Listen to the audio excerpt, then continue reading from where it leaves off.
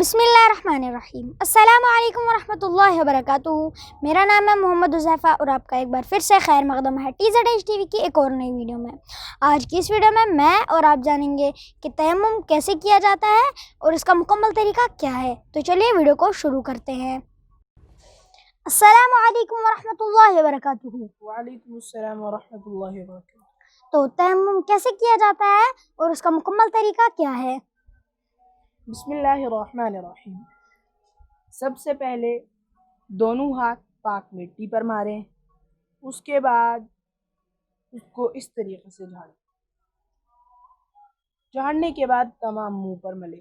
جتنا حصہ وضو میں دھویا جاتا ہے اتنے ہی حصے تک ہاتھ پہنچائیں، پھر دوبارہ پاک مٹی پر ہاتھ ماریں، پھر کوہنیوں تک بازو کو ملے اس طریقے سے، پھر بائیں اور پھر آخر میں انگلیوں کا خلال کریں۔ نیز میں یہ بات بھی عرض کر دوں کہ وضو اور غسل کے تیمم میں کوئی فرق نہیں ہے۔ تو آج کی ویڈیو کے لیے بس اتنا ہی، ملتے ہیں اگلی ویڈیو میں۔ السلام علیکم ورحمۃ اللہ وبرکاتہ۔